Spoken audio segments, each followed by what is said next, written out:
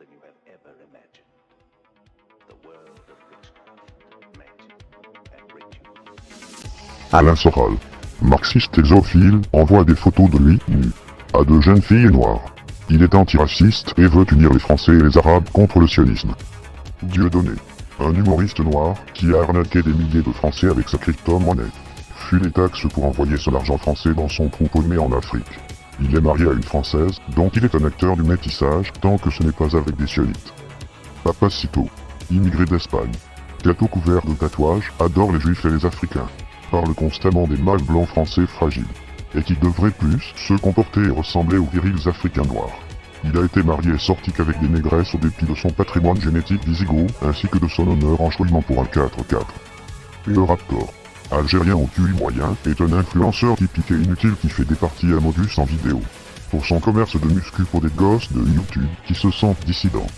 Jean Messia, alias la tête de chameau, égyptien, pro-républicain, pro-immigration assimilationniste et il soutient Israël. Il est un membre des fameux partis d'extrême droite. Valek, immigré albanais qui spamme les mêmes blagues de la fachosphère, fait des vidéos actualités comme tout conformiste sur YouTube une fois bien installé dans son terre de France. Conversano, un italien efféminé, probablement homosexuel. Il aime bien les juifs.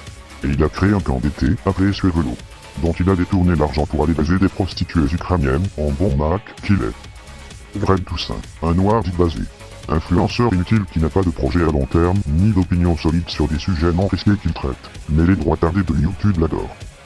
Éric Zemmour, juif séfarade, bonapartiste et gaulliste. Il apparaît fréquemment à la télé pour distraire le détail médiatique des droitards en s'attaquant qu'aux Arabes.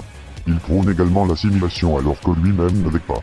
Il aime tellement la France qu'il vit lui-même entouré de juifs car il n'a pas encore rejeté sa religion communautariste. Florian Philippot, ouvertement homosexuel. C'est le cas de le dire MDR. Il est donc par conséquent anti-pétainiste. Il a détruit le Front National de l'Intérieur en se focalisant seulement sur la sortie de l'Union Européenne, plutôt que d'arrêter l'immigration. Puis il a créé un schisme en quittant le parti avec beaucoup de membres. Il est aussi pour le mariage gay, la grosseur folle. Renaud Camus, auteur du Grand Remplacement, prône la non-violence, mais aussi a fait à de multiples reprises l'apologie de l'homosexualité et de la pédophilie. Lui-même étant hétérocurieux et phébophile, il est un ancien membre du Parti Socialiste. Marion Maréchal, la nouvelle Jeanne d'Arc, qui sauvera la France, sauf que, elle a une figure paternelle contestée. Mariée puis divorcée, elle est sortie avec plusieurs hommes. Pas tous français bien évidemment.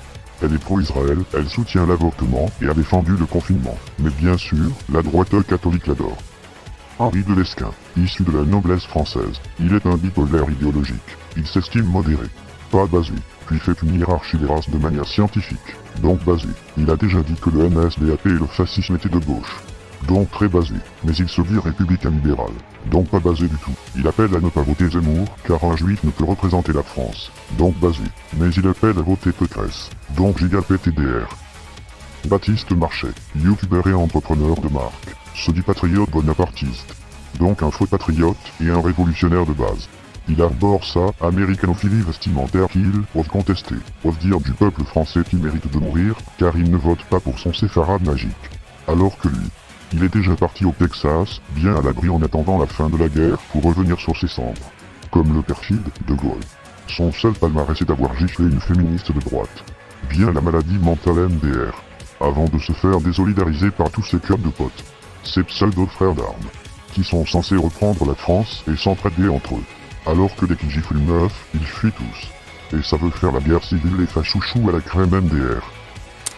Pour conclure. Il est clair que ce n'est pas avec toutes ces influenceuses penseuses que les choses vont changer du côté de l'action, et du militantisme.